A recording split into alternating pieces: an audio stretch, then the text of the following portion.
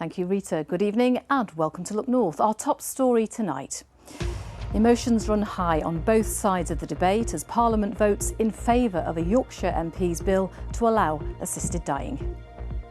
This would give me a little bit of less anxiety, I guess, of what that future looks like, because it enables me personally to decide when I've had enough. We take a look at how our MPs voted. Also tonight, Sheffield MP Louise Haigh resigns as Transport Secretary. What could it mean for Yorkshire's roads and railways? The second round of the FA Cup kicks off tonight in Harrogate. And the big switch on, the cranes by the M1 near Meadowhall are lit up for Christmas. And we woke up to a lovely sunrise this morning with something much milder on the cards for the weekend. I'll be back at the end of the programme with all the details.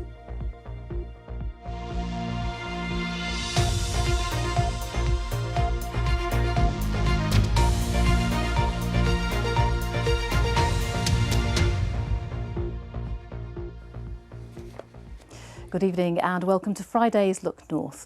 Well, it's been a historic day in Parliament with a passionate debate on an emotive issue. Today, MPs voted in favour of the controversial assisted dying bill brought by Spen Valley MP Kim Leadbeater. It will give terminally ill people in England and Wales the right to choose to end their life. Today, those on both sides closely followed the debate, which ended with 31 of our local MPs voting in favour of the bill, which has now moved to the next stage. Gemma Dillon reports. Decisions made in Westminster today will have repercussions in Yorkshire. I'm really pleased. I think it's great. I didn't see that coming, if I'm honest, but I'm really happy to see that that's gone through. Adam Alderson was watching today's vote from his home in North Yorkshire. He has terminal cancer and supports the right to die. This would give me a little bit of less anxiety, I guess, of what that future looks like, because it enables me personally to decide when I've had enough and I want that to end, and my life essentially to come to an end. But not everyone is happy. Dolores Cowburn's daughter Tilly has a rare genetic condition, Rett, which means she needs round-the-clock care, and she has deep reservations about today's decision. I'm surprised because I didn't think it would get past this stage, because I just felt that there were too many concerns around it, and it just felt like such a short time frame, and it felt like doing it through the private members bill felt, for something as significant as this, felt like quite a light vehicle to me. The debate in Parliament was highly emotive from MPs on both sides of the argument, with many sharing their personal stories. The feelings for me have been particularly raw as I've witnessed my close friend Sharon dying of cancer over the last few months at just aged 55. She had good access to palliative and hospice care, died at home with her sister and niece. But even with this support, her final days were difficult. I remember vividly laying in a hospital bed in Sheffield Children's Hospital and saying to my parents, "I want to die. Please let me die." I needed to escape from that body that I was inhabiting. That moment has come back to me all these years later. That moment made it clear to me that if this bill was about intolerable suffering, I would not be voting for it. It was a huge decision for MPs across the country to make. In the final vote, 31 of our MPs voted for the bill, 12 against it, and 3 didn't register a vote. The Spen Valley MP, Kim Leadbeater, was behind the private member's bill and is pleased it will progress to the next stage. We've shown Parliament in its best light today. Very respectful, very compassionate debate, irrespective of the different views that people hold. We take the bill to the next stage now. We continue the process, and it will be a very thorough process. Today's vote isn't final, and there will be more debate as it moves through the parliamentary process. But today, the bill cleared its first hurdle. Gemma Dillon, BBC Look North. Well, staying in Parliament, and Yorkshire MP Louise Haigh has resigned as Transport Secretary after it emerged she pleaded guilty to a fraud offence a decade ago. The MP for Sheffield Heeley admitted telling police in 2013 that her work mobile phone had been stolen in a mugging, but later found the phone hadn't been taken. She says it was a genuine mistake, but her solicitor encouraged her to plead guilty. Magistrates gave her a conditional discharge. Well, our transport correspondent Spencer Stokes joins me now, and I think, Spencer, it's fair to say it's been a big day in politics. Yeah, and this is significant because it's the first cabinet resignation from Keir Starmer's government since the government was formed in July. Louise Haigh quitting after admitting she'd pleaded guilty to a fraud offence in 2013. She was the youngest ever woman to serve in the cabinet. Also, of course, the MP for Sheffield Heeley. She will remain in that job, elected with a 15,000 vote majority in July. That's a very big majority. We've been in Sheffield today getting some reaction to her resignation. And from the people we spoke to, there did seem to be a degree of sympathy. I mean, we all make mistakes, don't we, in life? And it's quite a long time ago. I think she's served justice, hasn't she? So I don't think it's right that she should resign. I think she's very brave. I do. Resigning? For resigning, yeah, owning up to the fact. It seems sort of trivial, but it's something that you would expect people in that sort of position to actually hold themselves accountable. I mean, I think it is a criminal act. Well, I think she's been doing great work as Transport Secretary, and considering she did acknowledge the fault when she to Starmer, it's just a shame that she's had to resign. She was going to be doing a lot for levelling up and transport links between Sheffield and Manchester and Leeds, etc. And that might not happen now. Good to hear some views there. And Spencer, you were only speaking to Louise Haigh yesterday. Yes, yesterday afternoon she was giving a speech to 200 people in Leeds about her National Integrated Transport Strategy plan. Afterwards I caught up with her. We couldn't film, she wouldn't do any interviews, but she was talking about how she wanted to increase transport spending here in the north of England. Then she was whisked away back down to London for what was described as an urgent meeting, and it's likely that was about the story that then broke last night and led to her resignation this morning. Now, another big transport policy that she was having to deal with was that review into smart motorways. One of the most passionate campaigners on smart motorways is Claire Mercer, who lives very close to the Sheffield Heeley constituency. But Claire says despite that being the case, the former Transport Secretary Louise Haigh has never engaged with her over the issue. Tom Ingle has been speaking to Claire today to get her reaction. Just like public transport, motorways come under the remit of the Transport Secretary. Undoubtedly, one of the most talked about aspects of our roads in recent years are so-called smart motorways. Speed limits can be changed, lanes opened and closed using signs on overhead gantries. Claire's husband Jason was killed on the M1 near Meadowhall, where every lane was open to traffic.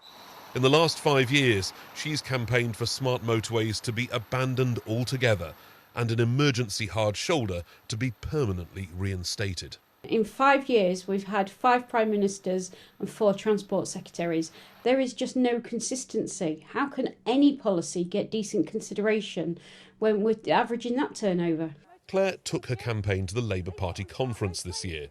As Shadow Transport Secretary, Louise Haigh had said smart motorways were not fit for purpose. In government, she ordered a review. To be honest, she was outright ignoring me, even though she was saying she would meet campaigners. She was very resistant to meeting me. But she was in the job, and you know, whatever her personal feelings were, her job was to meet with people like me. So I was going to continue, but yet again, we've got another minister coming into place now, and I just hope that the person that steps into the role next is ready for me. They've seen what I've been doing for the last 5 years. I'm not going to give up, and I'm going to keep pushing until we get someone to take this seriously. And of course, that's just one issue. What about those other transport projects in our region? Yeah, lots of potential projects here in Yorkshire. The proposed mass transit system, tram system for West Yorkshire, a potential new station for Bradford. They'll all be in the in-tray now of the new Transport Secretary, who is Heidi Alexander. She's an MP down in Swindon, so not a Northern MP. What did Louise Haigh achieve in those 5 short months that she held the brief for? That's a question I put to Henry Murison today. He's from the Northern Powerhouse Partnership.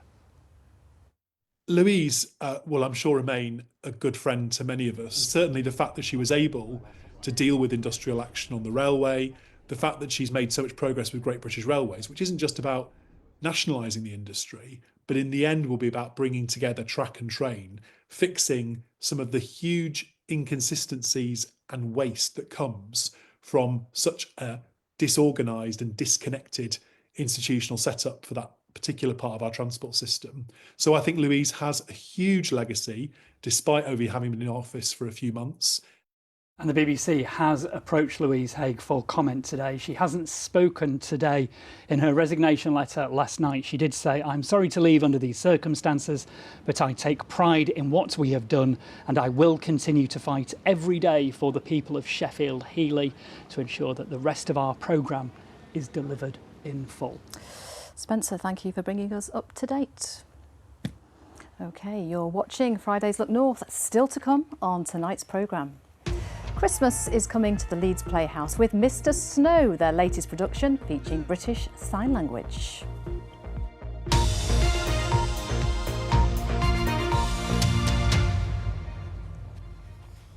Some more news from around the region now, and drivers are being warned they could lose their licences and their livelihoods if they're caught drink driving or drug driving this Christmas.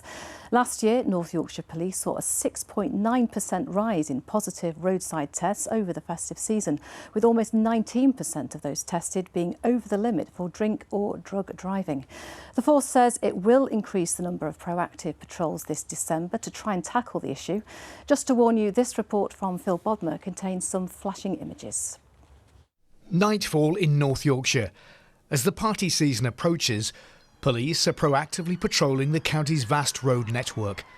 They're hunting for drivers under the influence of drugs or alcohol. The people that choose to get behind the wheel of a car, the consequences for them are, you will lose your driving licence at the very least. It is life imprisonment for people that kill others on the roads whilst unfit through drink or drugs. 55, I can see you approaching. They're doing up there. Oscar Romeo 31 is the call sign of PC Jack Dodsworth's BMW. It's not long before a vehicle travelling at speed in the dead of night catches his attention. The lights are illuminated. So the vehicle ahead of us in lane 2 was of interest to police. It's got some intelligence that suggests it's failed to stop and decamp for police further down south. So my intention is I'm going to stop it at the next junction and see what the score is with it. Do some background checks, check out the driver and see what the vehicle's all about. The car is eventually pulled over on the A1M at Knaresborough. The two occupants from London claim they're here to visit a relative in Sheffield. Well, it's just before 2 a.m. in the morning, and after a busy night, police have stopped a driver they suspect of consuming drugs while being behind the wheel. A breathalyzer test proves negative, but a drugs wipe reveals a different result. Roadside drug wipe from the driver. That's tested positive pretty much within a minute or two for cannabis. So as a result of that, he's been arrested for Section 5A, driving a vehicle whilst over the specified limit for drugs. The driver is handcuffed and will be taken into custody. Search your pockets, mate, take anything out of them I've missed. The detainee will be asked to provide a blood sample at the police station in Harrogate. Refusal to do so is also an offence. I warn you, if you fail to provide, you refuse, you provide a positive sample, you could be arrested. Have you allowed to drink today? Last Christmas saw a 6.9% increase in positive roadside tests in North Yorkshire. Officers say the mindless actions of drink or drug drivers can leave families with an empty chair at Christmas. Patrols like these will be on the lookout for those risking their lives and the lives of others over the festive season. Phil Bodmer, BBC Look North. Well, the impact of drink or drug driving can be devastating, as the family of Carol Jones knows only too well. She was killed in 2017 when her car was hit by another vehicle driven by Simeon Denny. He was jailed for more than 5 years for causing her death. He'd been using cannabis and drinking alcohol before getting behind the wheel. Carol's sister Angie Neal has been speaking to us. She was an outdoorsy person that loved the great outdoors. She did all potholing, she loved her walking, she loved her wild swimming. But yeah, a very big outdoor person, a very big, bubbly, enthusiastic person of life. On that Sunday morning, we were awoken to a knock on the door from a husband who came to tell us that Carol had been killed. And it was just mind-blowing that morning, just absolutely mind-blowing. And then, of course, once we were told by her husband, we had to go over the road and tell my elderly mum that Carol had been killed, which was just devastating for the whole family. It was just something you weren't expecting on a Sunday morning. I was due to go to a car boat, and then, yeah, changed from there. Massive impact, especially for a husband. You know, they had their own world together, and my mum, you know, to have to think about burying her daughter was, yeah, it was a very, very tough time. And, you know, it still is to this day, you know, even though we're 8 years down the line, you know, you just think, how can somebody just do that? And they obviously don't care. But yeah, it was devastating for everybody. Just please don't do it. There's taxis, you can walk, just please don't get behind the wheel when you're under the influence of drink or drugs. It's not worth it for other people that have to suffer the consequences. And thank you to Carol's family for sharing their story. Now, a case of the new variant of Mpox has been detected in Leeds. It's the 5th case of the Clade 1b variant found in England in recent weeks. These pictures show some of the typical symptoms. The person had recently returned from Uganda and is now receiving specialist care. The Health Secretary Agency says the risk to the wider population remains low.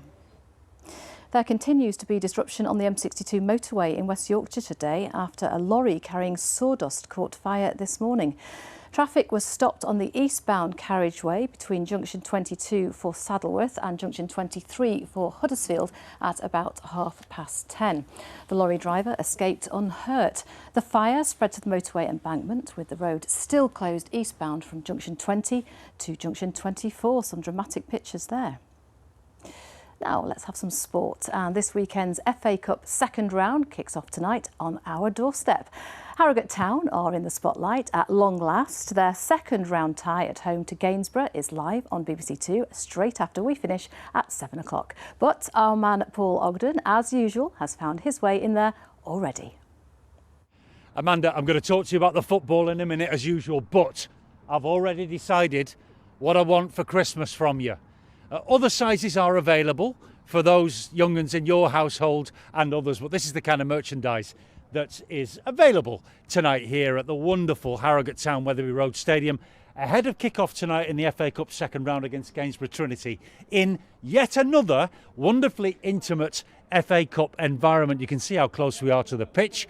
Terraced accommodation for fans is available, and getting ready to do his magnificent commentary for our friends at BBC Radio York is Jack Emmett, homegrown, former Harrogate Town player. Looking forward to your work tonight as well, Jack, on the radio. But what could a passage to the third round of the FA Cup do for Harrogate, the town and the club? It'll mean so much to get through to the third round. We're still quite a small club, really, and we've come so far in such a few short amount of years. Getting through to the third round is still a massive, massive achievement for this club and for the town, who haven't got that huge football heritage that other clubs have, so it's huge.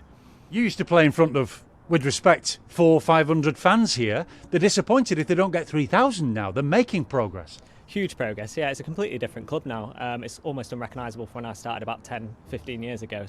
But it's great to see the investment and the fans, and it draws the town together, and it's just amazing the run they've been on, so hopefully we can progress. Great family environment here as well. Good to bring the family down and get close to the action, as I said. What I'm intrigued by, as a comer-inner myself, Jack, is who in Harrogate the preferred big name opponent would be for a big third round tie. Can you imagine Liverpool here? Can you imagine it? It would be brilliant. Where would they put all those Copites from Anfield? They'd have to stay at home. Absolutely fantastic. Look forward to your work. Good luck tonight, Jack, in the commentary box. And you can watch all the action live on BBC Two, or listen to Jack Emmett and our friends from BBC Radio York. It should be quite a night, as it should be weekend-wise for all of our other teams. Here briefly are the rest of the fixtures. Don't forget, Doncaster Rovers at Kettering, also live on BBC Two on Sunday lunchtime. Lots to enjoy. Back to you, Amanda. Thank you, Paul, and I shall get wrapping that jumper. Now, a deaf actor with a lead role in a new play starting tomorrow at Leeds Playhouse says the feeling of being on stage is indescribable after thinking it wouldn't be possible to become an actor. Mr. Snow tells the story of a father and a son on an Arctic adventure, and sign language is weaved throughout the story. Beth Parsons went to see the final rehearsals today. The final technical rehearsal ahead of almost 60 performances over the next 5 weeks. Bless you! Your paws, they're going blue. This show's got so much fun, so much joy and heart. We go from moments of utter madness and craziness to really heartfelt, beautiful, touching little intimate moments. Is that you? Bless you! Bless you, are you all right? Are you... Hold that, please. The Leeds Playhouse works hard at making their plays accessible, but they're particularly proud of this one. We've got 2 characters, and one is deaf and one is hearing, and they both sign and speak throughout the play. Obviously it's brilliant to have interpreted performances on everything, but actually sometimes it means our deaf audience has to look to the side of the stage, and for this they can just see the whole picture and feel absolutely included. 1, 2, 3. As a deaf actor, Jayden has memories of not being able to enjoy or understand what was happening on stage. When you watch someone speak, it's like, what are they saying? Like, I want to know what they're saying. And then you see all these people laughing, and you're like, why are they laughing? Like, I'm missing out too much, like I feel left out. I think we made it, Ratty. I thought I couldn't be on stage because I was deaf, so to be that person, like, I'd be just encouraging like, as much as I can, but that feeling I would never let go. It's not all gone. I'll show you. Deafness is a spectrum. There are people who are deaf who use speech and sign language, people who maybe use spoken English, people who are deaf but use English. There are so many various modes of communication for deaf people, and it's not about judging those people, but ensuring that we present a play that is accessible to such a diverse deaf community. And I think we've got it here, we've absolutely got it. For families heading to experience Mr. Snow at the Playhouse, creative audio descriptions are also available. Beth Parsons, BBC Look North, Leeds. They always put on a fabulous show at the Playhouse. Now from snow to Christmas itself, and you can tell it's not far away when the cranes by the M1 at Meadowhall switch on their lights, which they did last night. Staff and their families at Wolf Cran, the company that owns the cranes, gathered together for the grand switch on. Kathy Killick was there with them. Leeds has its Christmas lights, York has its Christmas market, but the thing that makes my heart flutter are the Christmas cranes by the side of the M1. It is my honour and privilege to be here tonight for their switch on, but first, I've got to get up there. The climb up the slenderest of ladders takes a good 10 minutes, even if you're used to it. We're heading 60 metres or 120 feet straight up. With open views all round, it's dizzying, and I'm thanking my lucky stars it's not windy. Even so, my stomach's starting to churn. Phew, so I've just reached the top. It was really scary coming up. My legs are like jelly now and I'm very relieved to be here, but the reason I've managed to get here is I just have not looked down, and here's the reason why. It started from my dad. My dad did it as a job and it just come from that, really. Do you get lonely up here? No, prefer it up here, to be honest. Do you ever feel scared up here? I don't think you ever get used to it. It's always a bit nerve-wracking when you get up the top, but it just comes with a job. I think you're a brave man. Thank you. Reels of rope lights have been tied to the cranes. They've become a cheery landmark for motorists driving home for Christmas, but getting them up there is a job and a half. It's quite awkward. I actually installed the lights on this crane a couple of weekends back. It's a case of you've got to drag all the lights up here. They're all on big reels and drums, and literally grab one end of it and set off the damp jib, pulling them out. It's all done for the joy of Christmas, and the company celebrates the big switch on with a bit of a do. 3, 2, 1.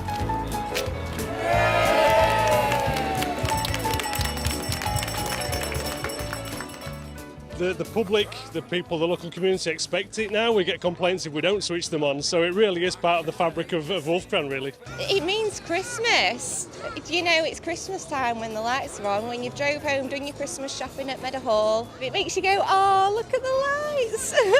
It's just nice little give back to the community to putting our Christmas lights on, lighting the journey home. Which they've been doing for more than 20 years. 26 sleeps to go, folks. Christmas is coming. Kathy Killick, BBC Look North, Sheffield. Oh, looking absolutely fabulous. Keely is here now. Keely, have you got your tree up yet? I have. Have you? Last weekend, have you? No, it's just been, it's come down from the loft. It's my husband who's the Scrooge. But if I get my way this weekend. There you go, there's your weekend plans. And yes. Very fitting, the first day of meteorological winter on Sunday, but it's feeling very mild over the weekend. Did anybody see? You must have seen the sunrise this morning. We had scores of pictures with these beautiful colours this morning. It was absolutely stunning. And the second picture, this is a lenticular cloud, but you'll be forgiven for mistaking it for a UFO, as many people do. Thanks for sending your pictures in. You can keep them coming to the BBC Weather Watchers page. I'm on Instagram and X as well, Keely.Donovan on Instagram. So yes, a mild weekend to come. I think tomorrow, the better day of the two. For most of us, it will be dry, although there could be the odd spot of drizzle for the hills. There'll be a lot of cloud, but there could be some breaks in that cloud sheet, particularly to the east of the Pennines. We've got some rain around this evening and then a break for Saturday and then another band of rain for Sunday, at least Sunday morning. And then next week, it'll cool off again, but it will be rather changeable. So we had quite a lot of cloud this morning. Some places hung on to that cloud, but we've seen some clearer skies developing, and you can see on the radar this rain just starting to edge in from the west. I think as it moves to the east of the Pennines, it will weaken in nature, but it will bring with it thicker cloud and a few spots of rain through this evening before a largely dry night develops. Perhaps some breaks in the cloud, but generally quite a cloudy night to come with quite breezy conditions as well. And temperatures at their lowest probably out there at the moment. They're already back at around 5 degrees. By the end of the night, I think they'll creep up ever so slightly. So let's have a quick look at those high waters in Filey at 3:26, at 5 minutes past 3 in Whitby. So I think we'll start the day with quite a lot of cloud tomorrow. I'm hopeful that we should see some brighter, sunnier spells perhaps to the east of high ground, but a lot of cloud over the hills, the odd spot or two of light rain or drizzle. Temperatures above average for the time of year. Some rain on Sunday morning, but brighter with showers for the afternoon, Amanda. Keely, thank you very much. And I still can't believe your tree's been up for 2 weeks already. I'm not worthy. That's it from us. Do have a lovely weekend. Goodbye. It was that